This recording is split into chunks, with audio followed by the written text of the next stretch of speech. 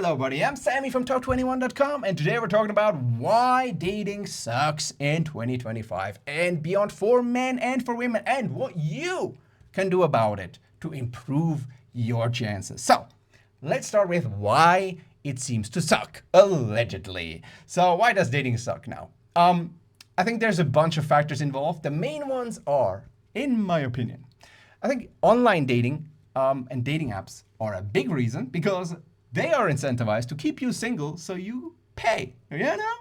Men pay most of the money for dating apps, so they want the men to be single, and women attract the men that pay, so they want the women to be single. If you find someone that you like and you guys get into a long-term relationship and are happy together, the dating app loses. So they're not really incentivized to make that happen, are they?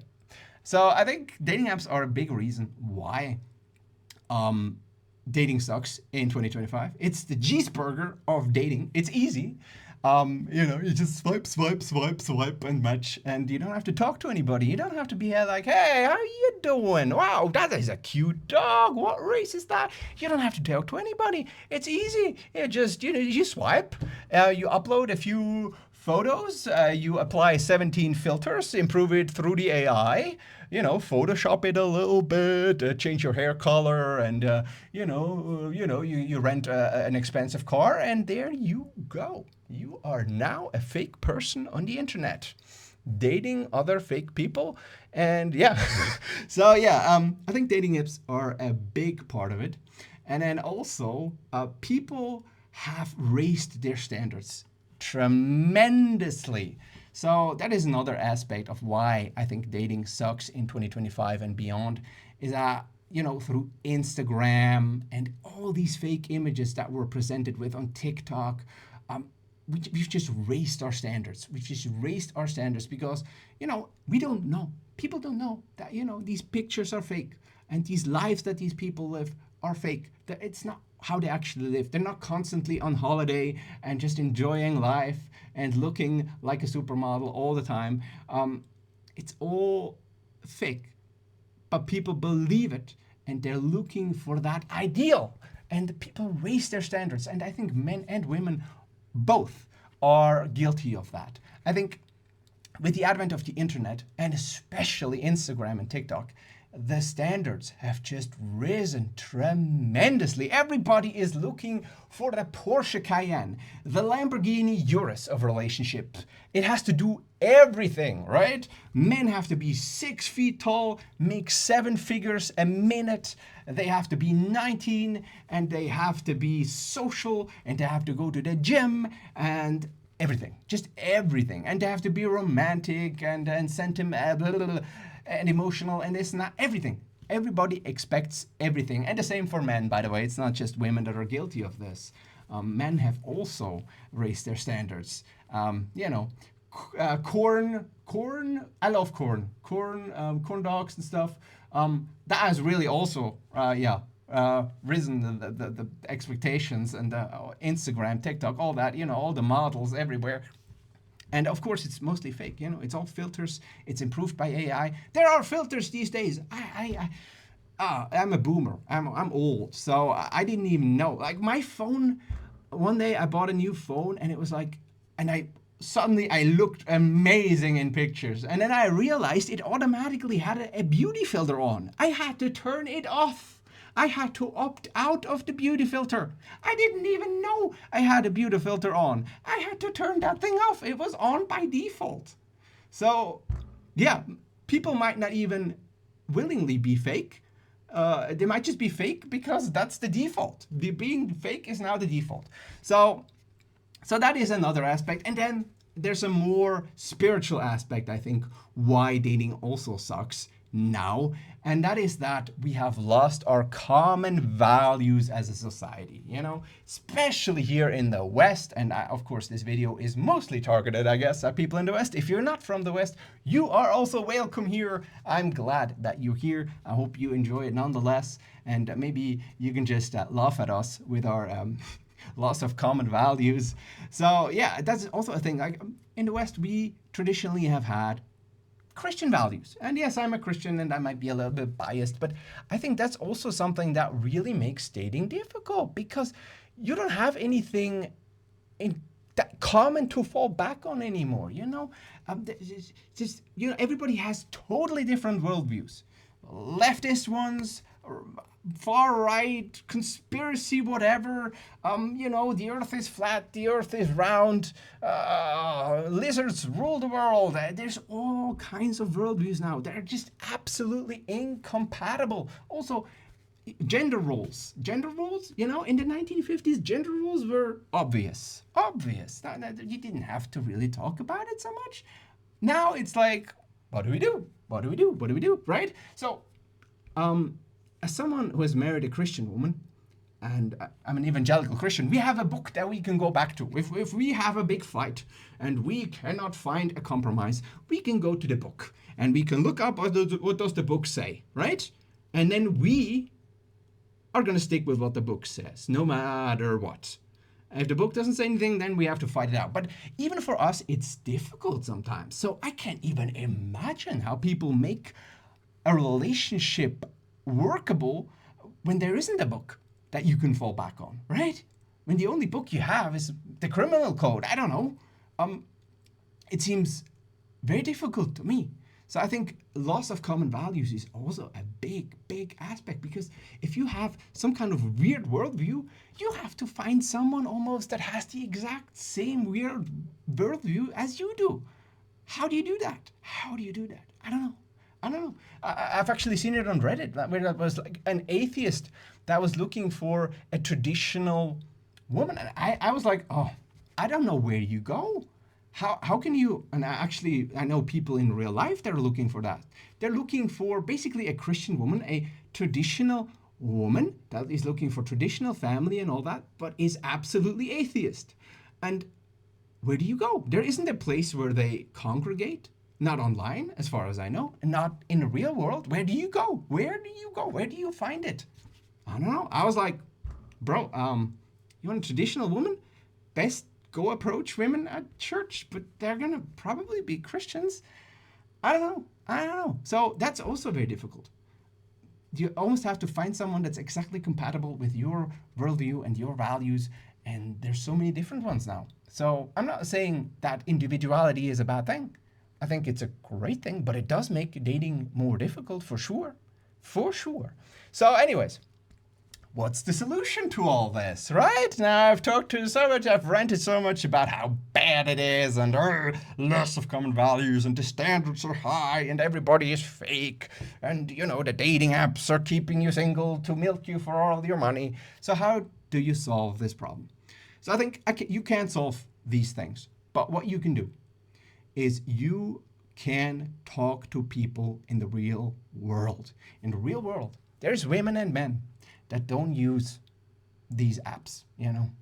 The more rural you are, the further away from the city you are, the more of those people there are. Normal people just, that just deal with things that are in front of them, instead of things that are somewhere in the ether, on the internet, in the tubes, and on all the other tubes, right?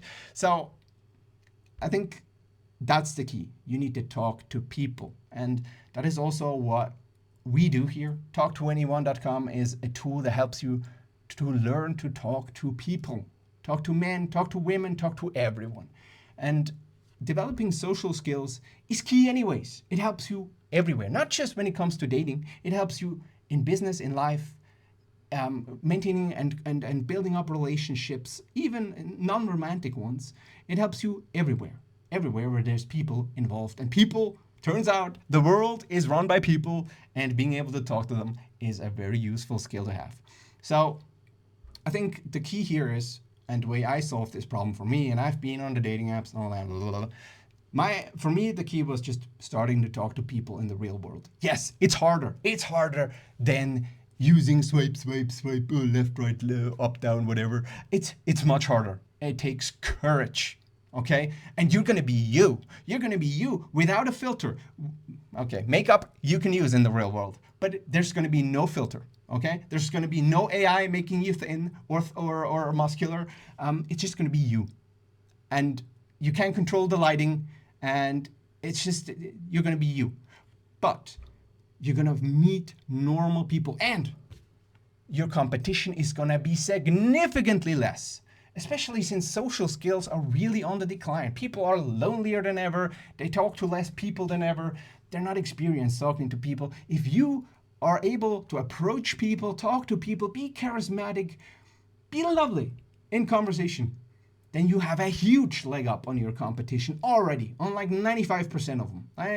Yeah, there's some people that still have a bunch of social skills, even young, but they're far and few between now, especially in the cities. So please work on your social skills. Please talk to people in the real world. You'll be surprised how normal they are, how they're not like the people you meet on the dating apps. They're different. They're truly, truly different. Not all of them, of course. Once in a while, one of the dating app people will leave their home, leave the screen and get outside, and maybe you're unlucky enough to talk to them. But, but generally, you'll meet a lot of normal people there. So I really highly recommend that you learn talking to people. And I'm just going to take you really quickly through this, how you would get started doing that. So whether you're a man or a woman, we have both. Like, of course, I'm a man. I was looking for a woman. Now I'm not. So you would go to talk21.com, just, Google talk21 or go to talk21.com. Pause the video if you need the instructions. And then, talk to women. Let's go with women. And then, yeah. For example, you have difficulty scores here, talking to women, 50%. At the gym, it's much easier. You always have an excuse to talk, right? On the train, that's going to be difficult. At the club, yeah, there's going to be lots of drunk people there. That kind of helps being drunk. So we have all these tools. For example, the one with the gym, right? It's easy. Like, improve yourself. It improves your physique. You can be there, you have a project, you can improve yourself, and then you also, in between sets, you can talk to people, right? It always starts with eye contact. Just, if you don't know how to do it, train with your friends, train with your mother and your father and your sister, and maybe even your dog. Dogs also make eye contact, right? You look at them, they look back, and do you have food for me? Oh, right? Anyways, so it always starts with eye contact. Make positive eye contact. Smile at them. And if they smile back, say hi, right? And sometimes if they're like kind of embarrassed that they smile, that's also a good sign. If they don't make eye contact, if they avoid eye contact, don't talk to them, never approach people from behind. Also very important. And then just ask a question, right? My favorite is always, hey, are you new here? Oh, I haven't seen you around before, right? Or, hey, you're here a lot. Are you as addicted to the gym as I am? Are you also a gym rat? Right? Something like that. Whatever. Like, that is an interesting exercise. What is the benefit? Yeah, if you're more of a scientific person, hey, oh, that is an interesting exercise. What is the benefit? Oh, does it train your gluteus maximus? Is that correct? Oh, or is it the pectoralis major? Yes. That's one way. Like, that's a very vanilla way of doing it. Or hey, is this your first time here? I don't think I've seen you around before. That's just a variation of the one I just described. Hey, do you need that dumbbell after you're done? Oh, can I have that after you? Right? And it's very low risk, and just ask something and see how she reacts. If she wants to talk, and chances are, if she smiles at you, she wants to talk, or she's okay with talking, see how she reacts. And if she carries the conversation forward, great. And if not, well, you tried. And that's also very important. If you never try, you already lost, right? It doesn't cost anything to try. Like, think about it that way. For those of you who have social anxiety and fear of awkward moments or of being rejected, who's gonna care in 10 years? Absolutely no one. She will not remember you. You will barely remember that moment. Nobody cares. But if you succeed and you find a partner, then that changes your life. So, which is better? Which outweighs the other, right? Nobody cares. Nobody cares if you embarrass yourself. Nobody, except you. Nobody cares. She doesn't care. Okay, maybe it's awkward for her. Maybe it's just this. Although, okay, yeah, women these days, they kind of take offense if they're approached in some cases. But really, it's a compliment for her. And even if she shoots you down, you've lost nothing. You've lost nothing. You've lost absolutely nothing. In 10 years, no one will even remember it. But you've tried. You've tried. And yes, maybe this time it was embarrassing, and maybe this time you failed. But you know what? Keep getting better at it. Keep training. Keep exposing yourself to these situations. You'll get better at it, and eventually you will succeed, and that's all that matters. That's all that matters. That's all that matters in 10 years, right? So, hey, mind if I ask, what are you training for? You look extremely strong. Wow, are you a kickboxer? What are you training for? Are you an Olympic swimmer? Just ask something. Yes, ask an interesting question that isn't awkward. There is ways to make it awkward, so which is why I recommend using talk21.com, just to make sure that you're not saying something weird, right? And then just memorize some of the options, memorize some of the conversation starters. And then if you continue on, there's also questions you can keep asking to keep the conversation going after you've started it. Hey, when did you start working out here? I feel like I've seen you around a lot, you know? Or, also, hey, you're really strong. You must have been training for a long time, right? You're really strong at that exercise. Are you specifically training for that? Do you use that for for your sport or for your work? You know? Yeah. Anyway, so that is how you learn talking to people. And just semantically. But in the real world, you need to have experience. It takes experience. Also, like noticing things about people. For example, if you approached a woman, it's experience that lets you just quickly scan her, notice something peculiar about her that you could use as an icebreaker, and then talking about it. Wow, nice purse. I love the color. It's so cute. I haven't seen anybody with a Hello Kitty purse before. Where did you get it? Right? Something like that. Or, maybe she has a cute dog. Wow. Is that a Shiba Inu? I love those dogs. I love those dogs. They're very memeable. Right? And then you see how she reacts, and then you carry the conversation forward. And yeah, in public, you might have to ask for a number pretty quickly, which is kind of difficult. So that is why I recommend you start talking to people in locations and situations where you're going to see them again, at work, at a bar, maybe at the gym. Gym is very recommended, by the way, or at church. Yeah. And just a location where you see them again, so you don't have that pressure of having to ask for a number right now. That's something you should do when you're more experienced in reading body language and knowing whether she's actually interested, because you only want to ask for a number when the conversation is going really well, okay? And at the beginning, you're going to be bad at interpreting body language, and you're going to misinterpret because, well, let's be honest, men see what they want to see. Girls also see what they want to see, and you need to overcome that. But yeah, anyway, so that is how you make dating easier in 2025. If the game is bad, just change the game. If the online dating game doesn't work out for you, play the game that is harder, but there is so much less competition that it's worth it. Okay, yeah, in the real world, you can't just swipe, and type a message and record your voice message 17 times before you send it, and edit every photo and AI improve your images and rent a car and pretend that it's, no, in the real world, you're just going to be you. No filters, no nothing, you're just going to be you. But the competition is so much less that it is absolutely worth it. It is absolutely worth it. It's going to make you happier. You're going to improve your social skills. You're going to improve your life. You're going to make friends along the way. And yeah.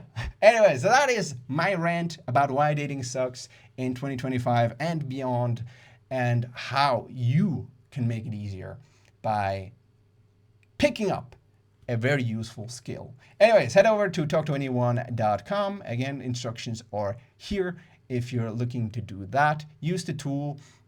There's tools for men, for women, for everybody, even if you're something in between or something entirely else. Just go to Talk to Everyone and you'll find tools. You'll find difficulty scores on how difficult that certain situation is to talk to people. And you can just learn. You can memorize them. You can mark them, and you could even have the tool open while you talk to them, so you have like a cheat sheet to know what to say and good questions to ask them.